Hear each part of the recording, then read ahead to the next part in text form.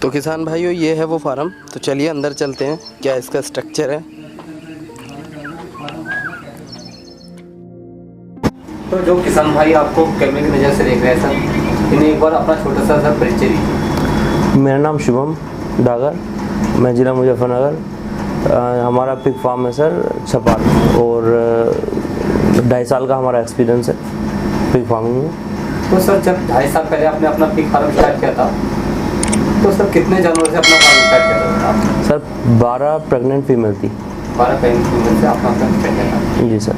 तो sir current में जानवरों की बात की जाए, आपके फार्म पर सर कितने जानवर हैं? अभी सर करंट में हमारे पास 520 जानवर है। 520 जानवर है जी सर।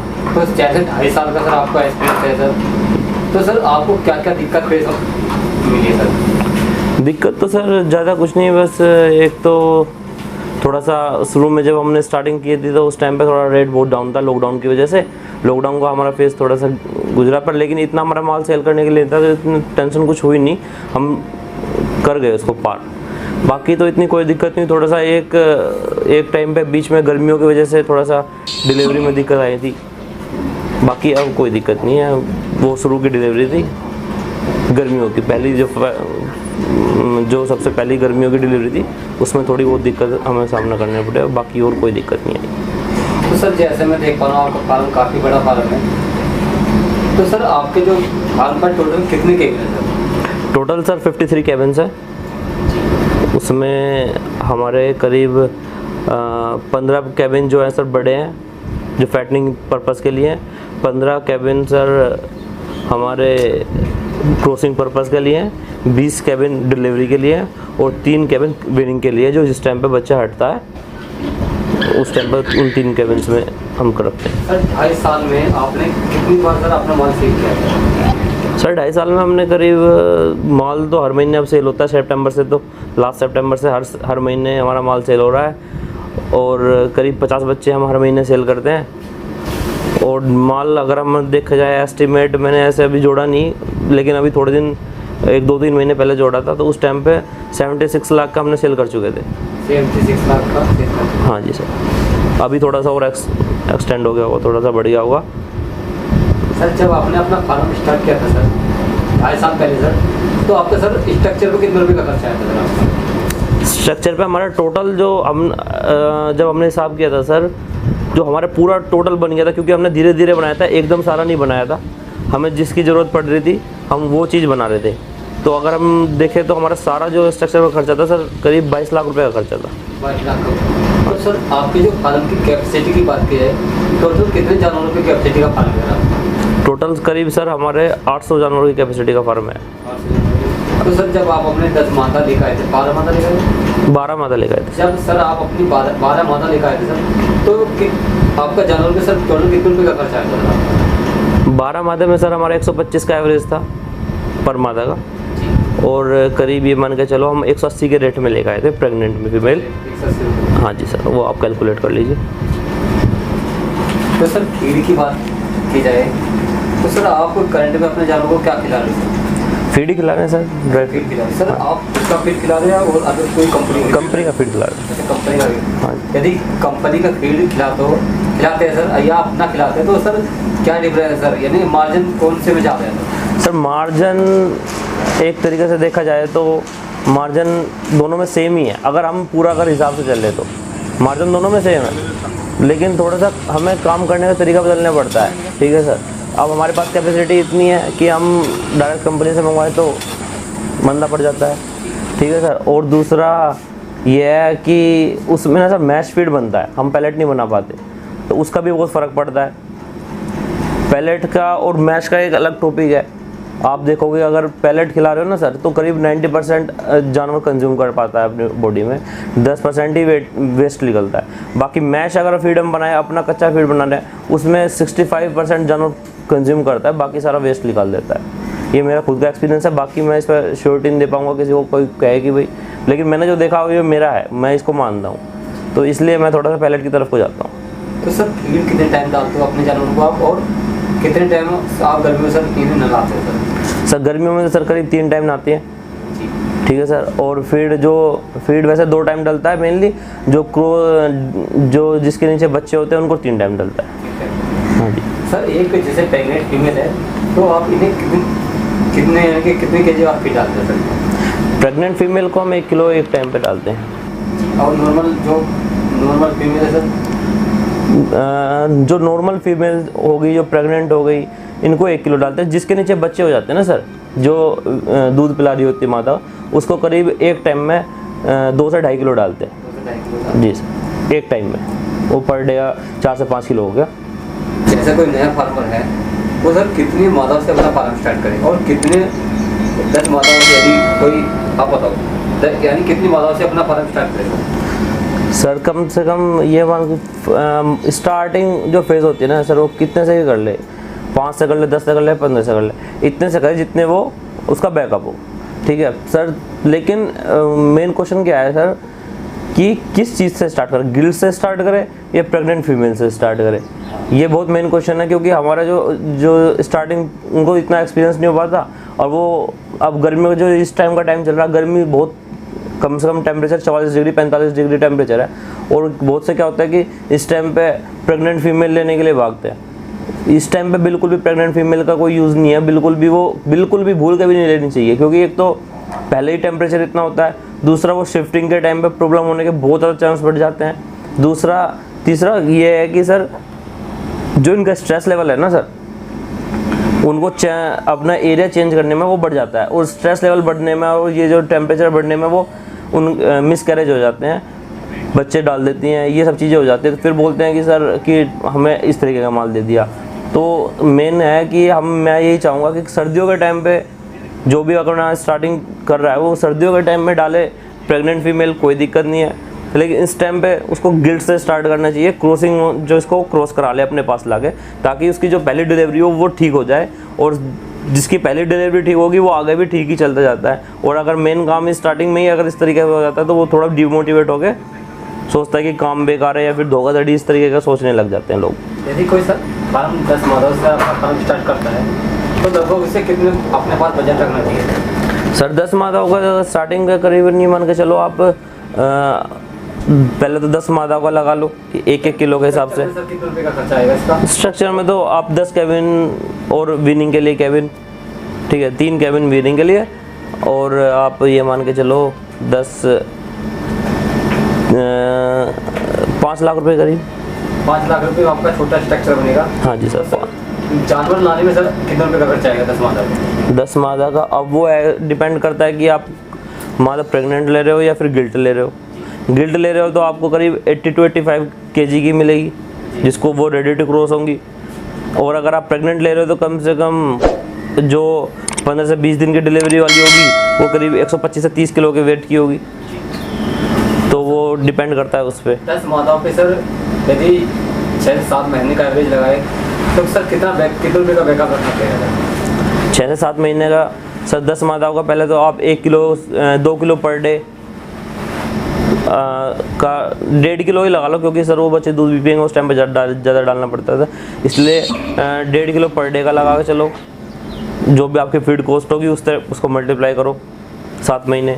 दूसरा 10 का 8 का एवरेज लगा के चलो, 80 बच्चों का लगा के चलिए सर, 8 से करीब 9 लाख रुपए तो इनके ही हो गए, 80 बच्चों को तैयार करने वाले, और उनका मादाओं का अलग हो गया सर। करीब ये मान के चलिए मेरे हिसाब से सर आज के टाइम के अगर फीड कॉस्ट लगाई जाए तो 9-9.5 लाख रुपए। कोई नया किसान है, पिग फार्म करना चाहता है, तो इन्हें किन किन बातों का सर ध्यान रखना चाहिए? कहाँ से, या ट्रेनिंग लेके करना चाहिए या विदाउट ट्रेनिंग करना चाहिए सर? सर ट्रेनिंग लेके करना चाहिए, थोड़ा सा एक्सपीरियंस हो जाएगा, अच्छा हो जाता है।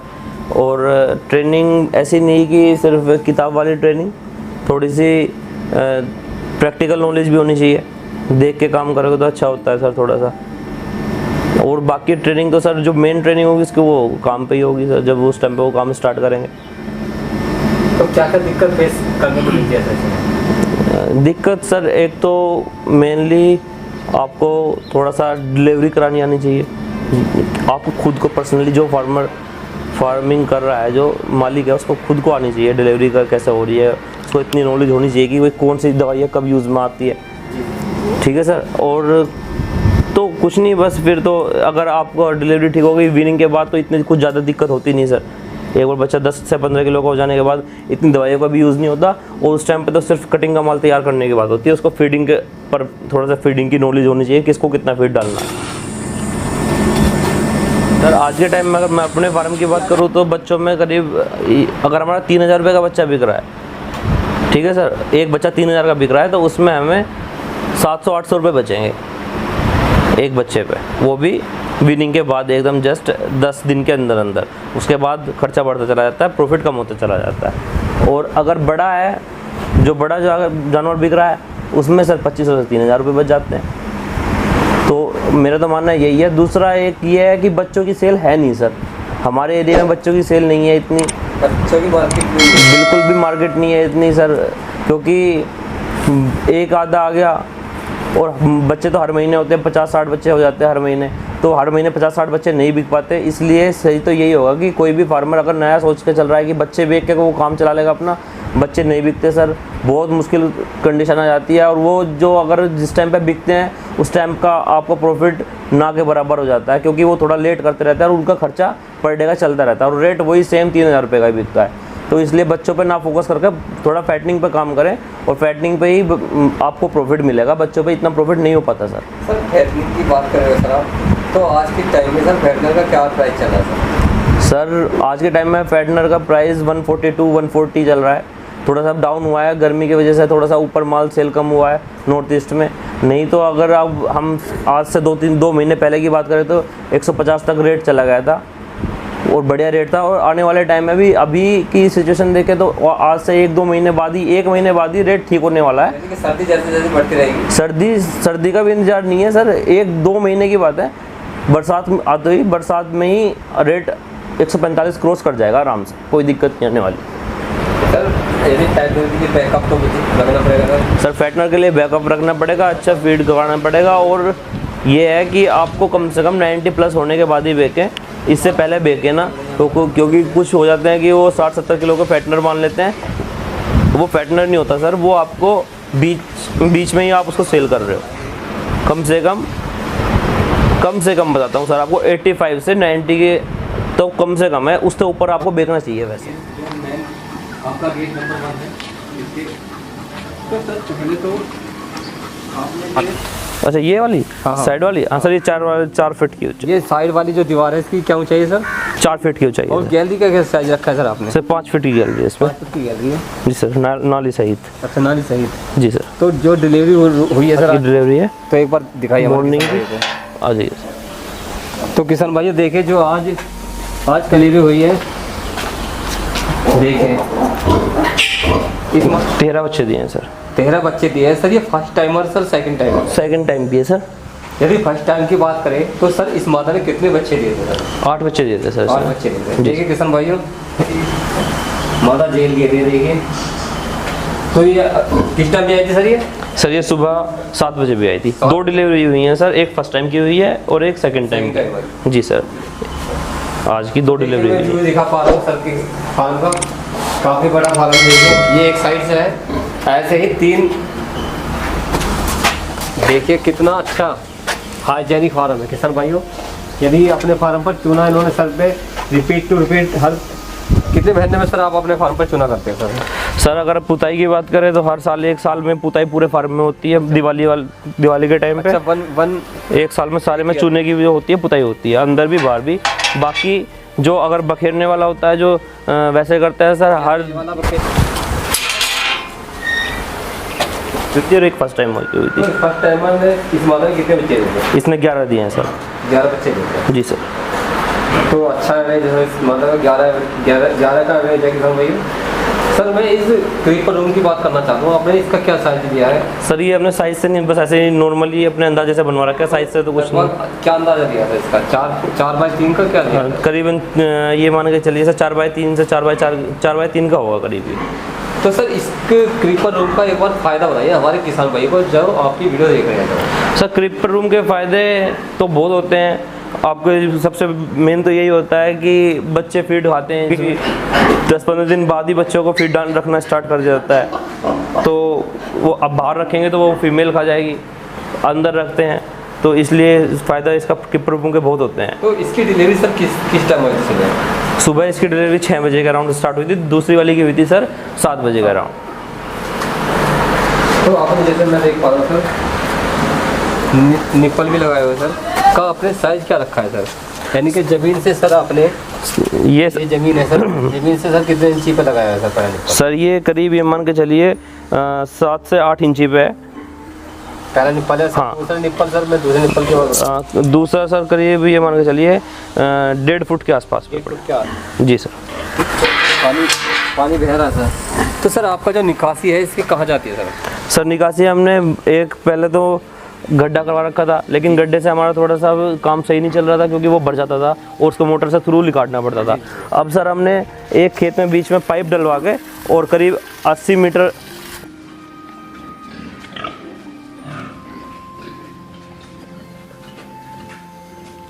तो इस केबिन में सर आपने क्या गिल रखी है सर, क्या रखा है? सर ये मेनली जो केबिन चाहिए 15 केबिन है और ये सारे के सारे क्रॉसिंग पर्पज़ के लिए यूज़ किए हुए हैं हमने।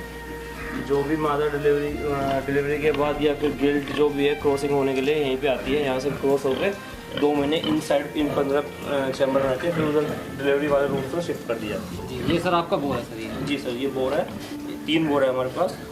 मेनली 3 ही यूज़ करते हैं क्योंकि एक ड्रेस ही क्रॉस कराते हैं, ड्रेस ही डिलीवरी लेते हैं। जी जी। डिलीवरी थोड़ी एक दो कम हो जाए क्योंकि ज़रूरी नहीं होता कि सारी जितनी भी क्रॉस हों सारी की सारी आपकी प्रेगनेंट हो जाए, 1-2 रह जाती है। तो सर इसका क्या साइज रखा है आपने केबिन का सर? सर हमने इसका सर साइज रखा हुआ है, ये भाई 12 बाय 7 का है, 12.5 बाय 7 का। और इसके ये टैग से कैसे लग रहे हैं कान में? सर ये टैगिंग ये की हुई है सर, हमने पहचान के लिए की हुई है। तो इनका क्रॉसिंग टाइम लिखता है सर, किस टाइम जी क्रॉस हो सर, रही जी है? सर, जी सर। ये भी उसकी फीमेल है और मेल के पास ही है, क्रॉस हो रही है। अच्छा, क्रॉसिंग के लिए जी सर, ये सेकंड टाइम की एक टाइम इसको डिलीवरी हो चाहिए परफेक्ट। ये सर गिल्ट है जो हम अपने क्रॉसिंग के लिए यूज़ में लेते हैं। ये बोर है, एक ये जो गिल्ट जो होती है फर्स्ट टाइम की जो फीमेल होती है वो इस वेट के साथ हम क्रॉस करवाते हैं, ज़्यादा बड़े के साथ वेट के अनुसार करवाते हैं। जी सर।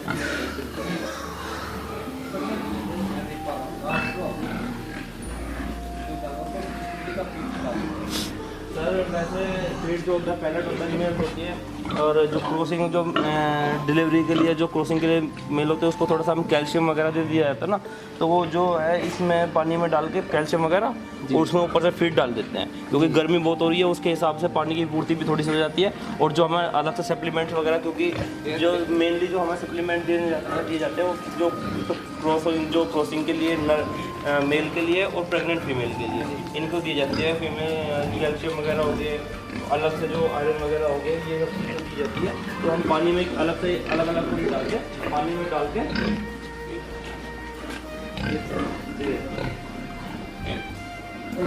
पानी की पूर्ति होती है और जो आपका सप्लीमेंट दिए जाते हैं वो भी हम पानी उसके थ्रू दे जाते हैं। जैसा 10 फीमेल है, 10 को जिसमें देना होता है पानी में घोल देते हैं, उसके ऊपर फीड डाल। यहाँ पर 3 नंबर से दिखा पा रहा हूँ, ये हमने फैशन बनाया है। टोटल जो फार्म में सर आपका फैटनिंग का है सर जी फैटनिंग ब्रीडिंग ले तो फैटनिंग ले तो मैं देखा पा रहा हूँ, देखिए काफ़ी संख्या में जानवर है, टोटल फैट में रहेगा पर इधर भी देख पा रहा हूँ, इधर ये इतने बड़े जानवर हैं, वहाँ छोटे हैं, टोटल फैट में रहेगा। दिखा पा रहा हूँ काफ़ी बड़ी संख्या में फैट में रहेगा।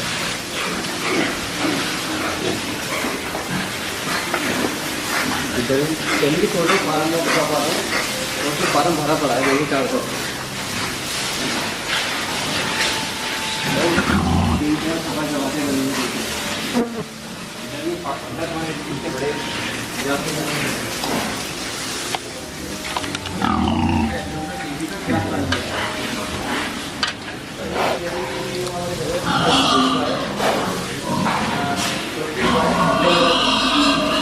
दीवार फिर रही है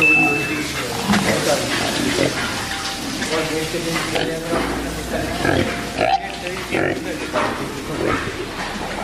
तो इधर की साइज यहाँ अलग है। इधर का साइज सर अलग है। इधर का क्या साइज है सर आपने फैटनर?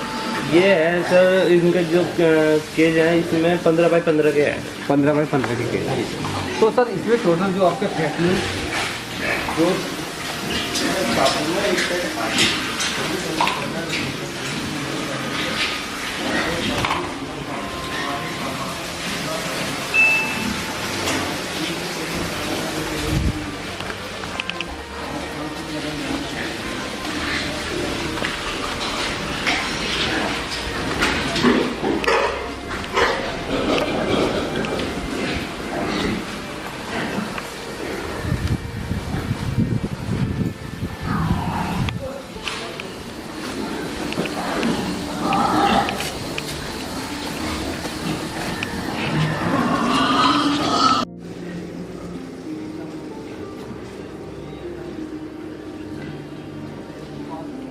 एक गाड़ी लोड करी, अब हम पकड़ के उठाए तो करीब ये मान लो 2-3 घंटे वेस्ट है।